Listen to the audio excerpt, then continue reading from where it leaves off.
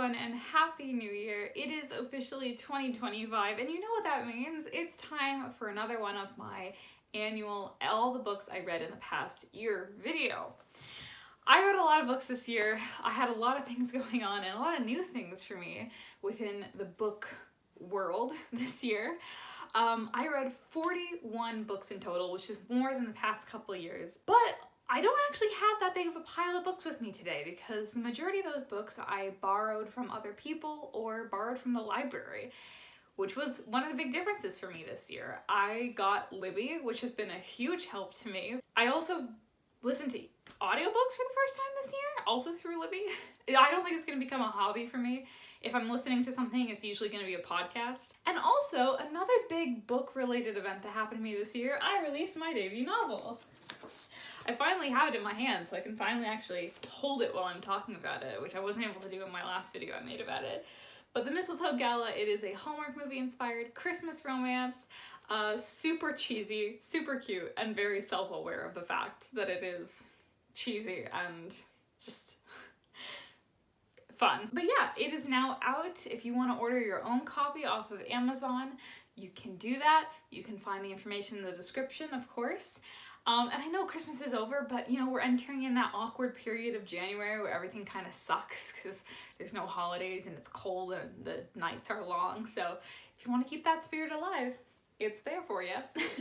And because of my book being released this year, you may have noticed a slight change in this channel if you've been here for a while, and that is that it has kind of completely rebranded. We are no longer the Canuck Book Nook, so spread the word. If you know someone who watched the Canuck Book Nook but didn't realize that I changed my username and my profile picture, then let them know, because I didn't really announce it, it just sort of happened. Having talked about everything that has happened to me book related this year, let's dive right into all the books that I read in 2024. So the first one I read is The Thursday Murder Club, which I loved. The movie's coming out later this year, but I'm so excited for it. It has an absolutely stacked cast.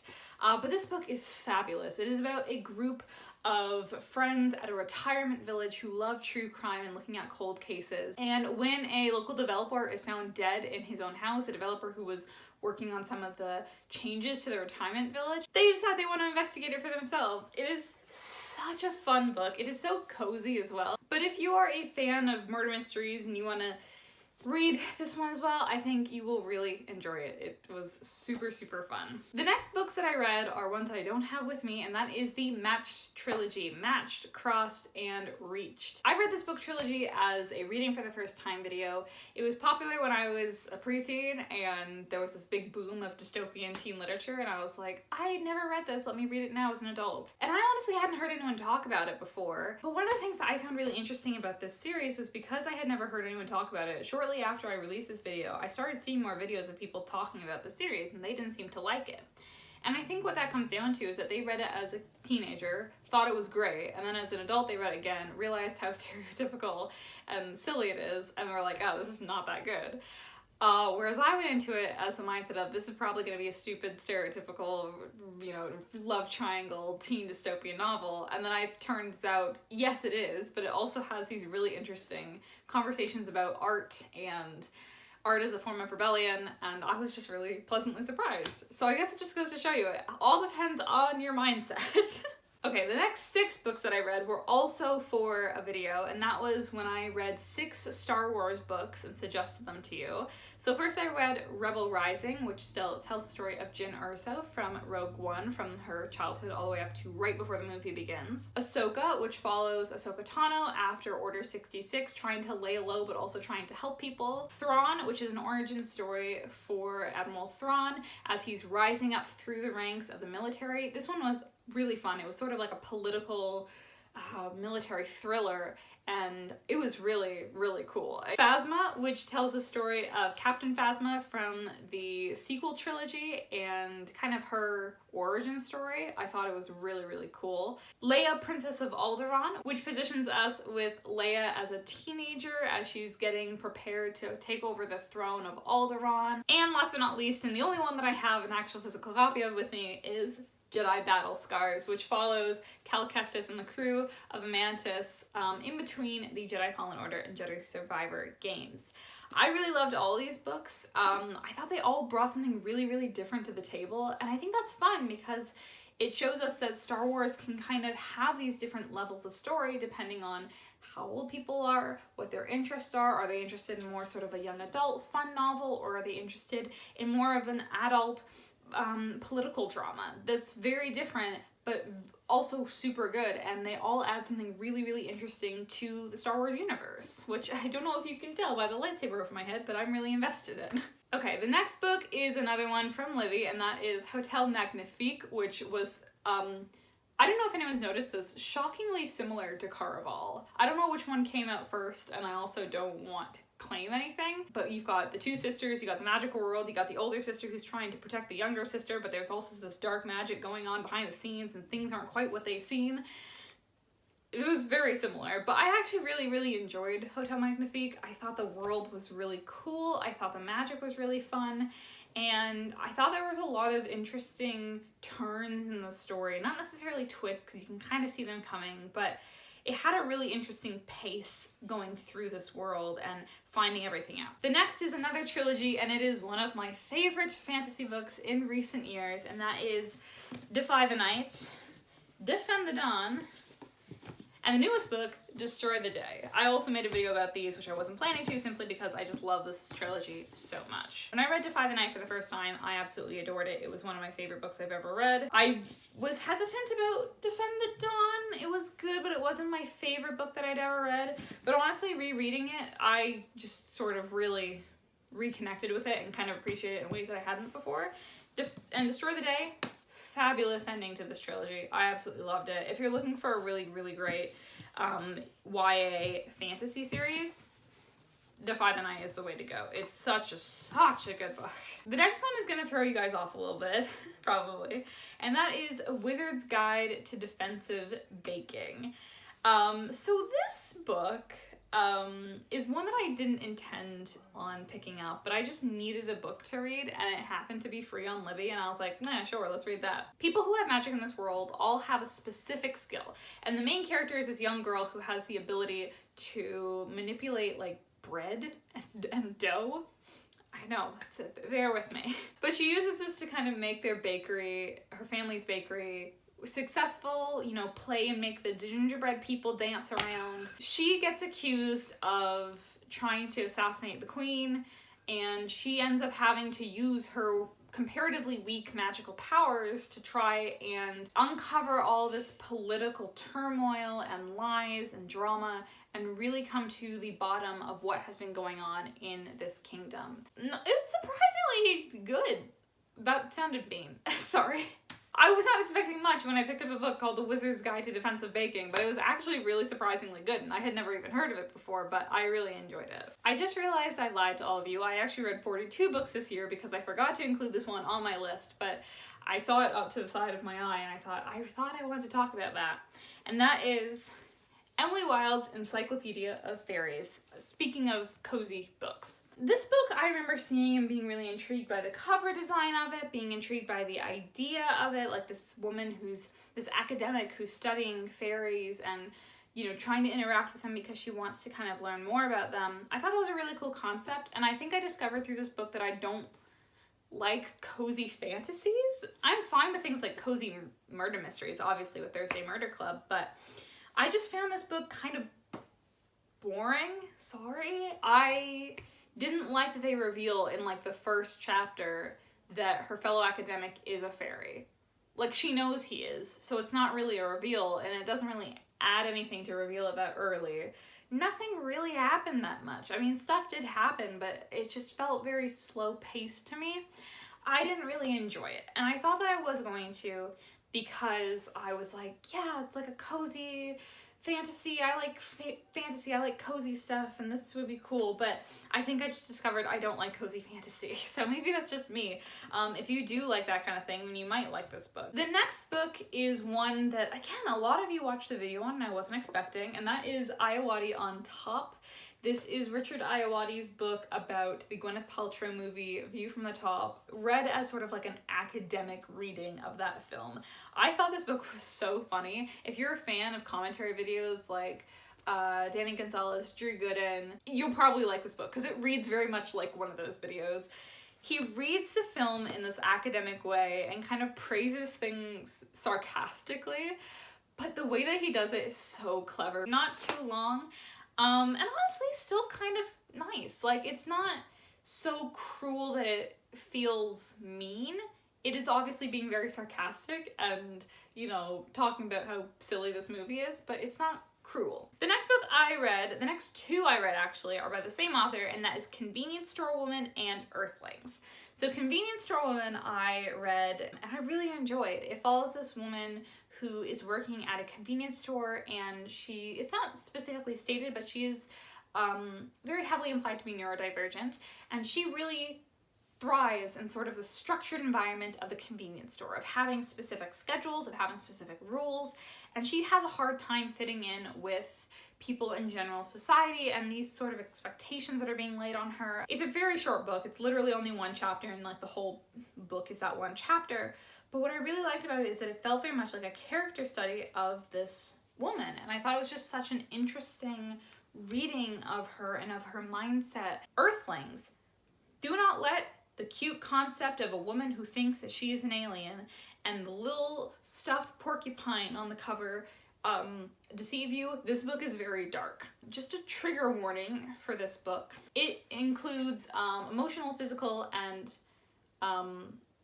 mental abuse, as well as SA, all of a minor. So if any of those things are triggering for you, or if that's just not something that you want to read or experience through this book, don't pick it up. I want to be very clear about the trigger warnings on this book because it looks super fun. It is so incredibly dark. We focus on, again, this kind of character study of this girl who does not seem to fit in, who's mistreated by her family, and how she thinks that she doesn't belong, and how she copes with that by thinking that she is an alien and that's why she doesn't belong, and how that belief continues into adulthood, but not just with her, but with some of the other people in her life. And it can be quite a distressing book. It was one of those books where it's well written, and I think it was good to have read it, but I don't think I ever need to read it again. Moving on, we're going to talk about Dazzling.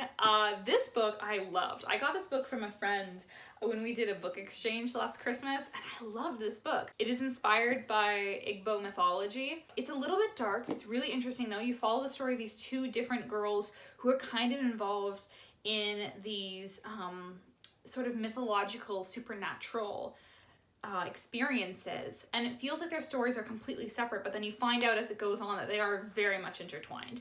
It's amazing. I'm not going to spoil the ending for you. The ending is phenomenal. I love this book. Read it. Speaking of Caraval, I also started reading the spin-off Once Upon a Broken Heart and The Ballad of Never After. I did not finish the third one. I started reading it and I ended up not finishing it. This is the first year I've ever DNF'd a book before. I've never not finished a book before, and then this year I stopped reading 3 different books because I was just like, I'm not feeling it right now. But Once Upon a Broken Heart, I actually really enjoyed. I enjoyed Evangeline and Jack's relationship. I enjoyed Jack's, the fate being kind of a main character. I thought he was really interesting in the original trilogy, and I really was excited to kind of dive into him more. This idea of her kind of being at his whims, maybe falling for the prince a little bit, but also knowing that he's probably under a spell, and it just creates this very complicated situation. Ballad of Never After, I didn't enjoy as much. It was fine, but there was nothing really that stood out a lot to me. By the time I got to the third book, I just didn't care about these characters anymore. It felt very repetitive. It felt very cyclical, especially in the relationship with Evangeline and Jax. And if you do enjoy this book, all the more power to you. I mean, I can see why you would enjoy like sort of a romance in that way, but it just wasn't for me. The next one is another small book, and that is Small Things Like These. I really, really enjoyed this book. It was very short, very powerful. If you want to hear more about it, you can watch my 6 short books video. The scenes where the main character is with his family, it's around Christmas time. It does feel very cozy in the home, but then you see sort of the dark and coldness of the outside world of like what is happening in this little village. And I thought that contrast was so well done. And I feel like it's going to become one of those books that I'm going to read repeatedly because it's super short, but it's super good. The next one is another book that I made a video on, which is Dracula. This is not my first time reading Dracula. I absolutely love sort of epistolary novels, Victorian novels, and I feel like Dracula is just one of those books that is really interesting as a story, but also on an academic level has so much you can dive into. It is so much fun. I really love it. And I also had a lot of fun playing it out in my Basically the Plotted video. That was super fun as well. Now talking a little bit about some more of those short books that I read for that video. Another one is The Wizard of Earthsea. So this is an Ursula K. Le Guin book, which I do really love Ursula K. Le Guin's work. She's very, very talented. She creates some amazing worlds, and I was just so excited to read the sort of fantasy world that she'd created from the beginning, basically. And I thought this book was really interesting. It has some interesting pacing, and everything just sort of builds up, and you kind of have that intense shadow following the character. But I really enjoyed it, and I just, it's such an interesting and great start to the Earthsea world. The next one is Annihilation, which I haven't watched the movie for that yet, but I'm amazed at how they could even be a movie because this book doesn't seem to be able to suit itself to a visual medium. It basically follows this crew of women who go into this zone that's very mysterious and they don't really know what is happening. The main woman is a biologist. She accidentally inhales some spores and she starts seeing things that the other women are not seeing.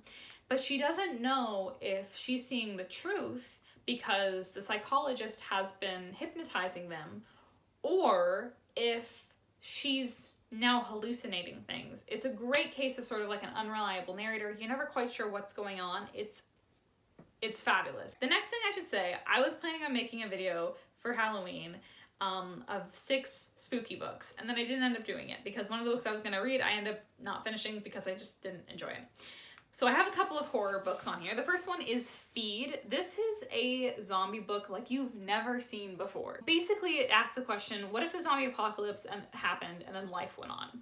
It follows these twin brother and sister who are journalists who are following this candidate for president, I think. They're following this candidate all along the trail. So we see sort of zombie horror, but also kind of political drama and political thrillers. It is really good. It's not your typical zombie story. You're not going to see a lot of like, oh, there's zombies coming, blah, blah, blah.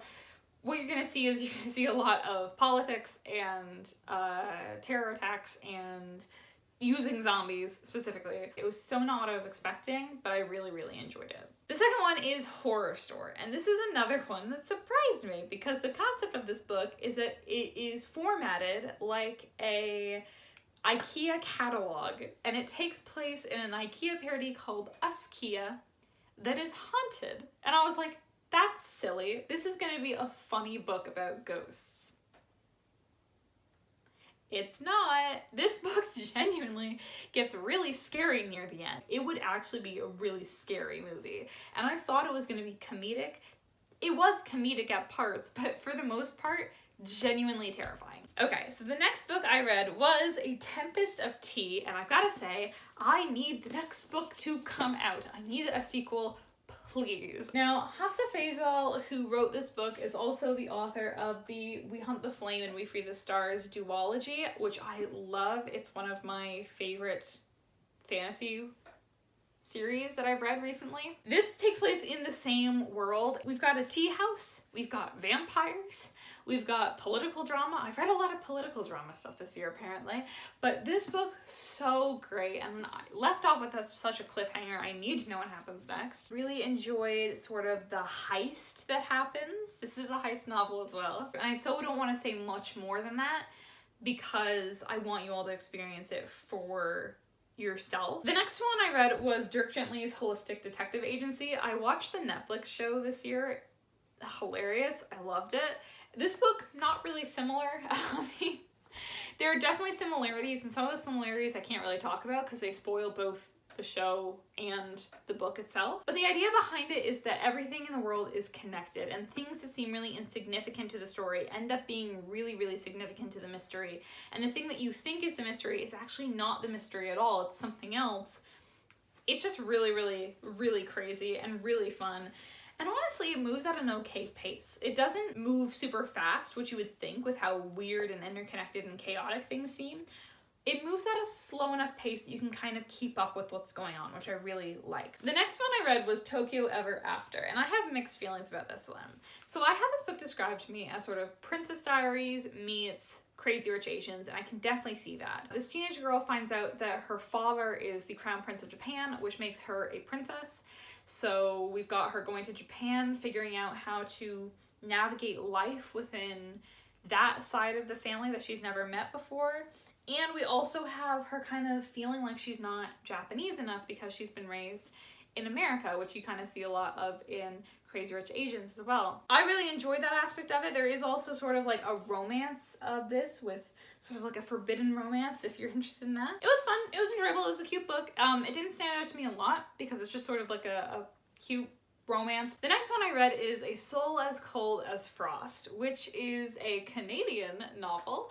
I believe it's an independently published book as well. I read it on Libby. And this is sort of a fantasy world kind of inspired by Narnia and very, very Christmas based. You got the Red Kingdom, you got the Green Kingdom, you got like candy cane stuff. This was cute. This was a cute book. The world is really interesting. It reminded me a bit of like the Nutcracker as well. So if you like that kind of like fantasy Christmas world, you may enjoy this book. Okay, and then the next 5 books, I don't have them again because this one is the Percy Jackson and the Olympians series. The Lightning Thief, Sea of Monsters, The Titan's Curse, The Battle of the Labyrinth, and The Last Olympian. I read these books for the first time for a video about reading them for the first time, and I really, really enjoyed them. I thought they were really interesting. I can see why they were so popular when they first came out. My favorite of them, probably Battle of the Labyrinth. I just really enjoyed the story in that one. I enjoyed the character development in that one, and I enjoyed some of the people who were introduced to in that one. But yeah, if you want to hear more of a description of those books, I would recommend checking out the video on that. The next one was another spooky one that I read, and again was surprised by. This keeps happening to me, and that is Meddling Kids. So this is sort of like an 80s horror movie. Scooby-Doo gang grows up. Like, it is quite literally the Scooby-Doo gang. But we see kind of the effects of things that they've been through as kids on them as adults. What's interesting about this book is that it does dive into sort of supernatural aspects, which I was not expecting. I thought, you know, like, oh, they go back, you know, they have to face some of the things that have happened before, and there's like this mystery. And I think I thought maybe there'd be a bit of like monster stuff in it, because I thought maybe, you know, lake monster. I don't know. What's a classic Scooby-Doo monster? I can only think of the cotton candy guy from the second movie. But yeah, I did really enjoy this book as well. It was not what I was expecting, but it was enjoyable. We're nearing the end, I promise. The next one that I read was Jurassic Park. I watched the Jurassic Park movie for the first time this year, and I absolutely loved it. And I think that it was a good movie, and we didn't need to have any more of them, because I watched some of the newer ones last night with Chris Pratt, and they were not very good. By which I mean the ones with Chris Pratt in them. I didn't watch Jurassic World with Chris Pratt last night. He wasn't at my house. But the book is really good as well. If you like the Jurassic Park movie and how it kind of dives into the ethical nature of scientific discovery and experimentation and sort of the less action movie aspects of the first Jurassic Park movie, I think you should read the book if you haven't. It really leans into sort of the horror and the body horror at certain aspects of it, but it really dives into a lot of the ethical problems with it and a lot of the technical problems that led to the failure of the park in the first place. All right, the next one I read was The Night Circus, which I've been wanting to read for a while, and I really, really enjoyed. I thought the world was very interesting. The way that we have these two magicians sort of competing vicariously through their students, and they don't know who is who, but they're sort of influencing each other through what they do, and you have this stage set of this like magnificent circus, was amazing. I loved it. I think it was very well written. I think it was a very interesting world. The world building, the competition, the characters were fun, and it just felt very mysterious and fun, and I wanted to be at this circus. I wanted to experience it for myself. The next one I read was Queen's Shadow, which is about Padme from the Star Wars universe. This takes place between episode 1 and 2, and it follows Padme as she's leaving office as the Queen of Naboo and becoming Senator of Naboo, and her experiencing life as a senator for the first time, the difficulties that come from that, her trying her best to make a difference. It was just such an enjoyable book. I feel like Padme is a character that often gets overlooked because she's in the prequel trilogy, which often is kind of seen as sort of not very good, but I really enjoyed this book. I thought it was really interesting, especially watching her kind of shift her political means, realizing that the way she works as queen is not going to work as a senator. And I really, really enjoyed watching her grow. Now, the final one, it's a bit different from some of the others I've read, and I do have a story about why I've read this, and that is Cymbeline, which is the Shakespeare play. So the story on this, I am taking a Shakespeare course right now. I was told this was one of the books that I had to buy for the Shakespeare course. I did not end up actually reading this book for the Shakespeare course because it was never brought up again. But I didn't want it to go to waste having bought it, so I decided to read it to make it worth my time. There you go. Obviously, I have a lot of books that I've read for my courses, and I don't include them in this because I consider this to be the books that I've chosen to read, that I wanted to read, rather than the books that I was told to. All right, so that is all 42 books that I read this year. I hope you enjoyed this video, and I hope maybe you got some suggestions from this video as well. If you did, let me know. I'd love to hear your opinion on any of those books. Maybe you disagree with me, maybe you agree with me, and let me know what your favorite book was that you read this year. For me, that's a tough question. I think I am going to say that my favorite book that I read this year was Destroy the Day. It may not have been the most ethically interesting book or hard-hitting book, but I've been really looking forward to it because I enjoyed the first one so much, and the first one meant so much to me that I think emotionally it just has a good connection to me. So there you go. That's what my favorite book was this year. But that's it for today. I will see you all very soon. Happy New Year.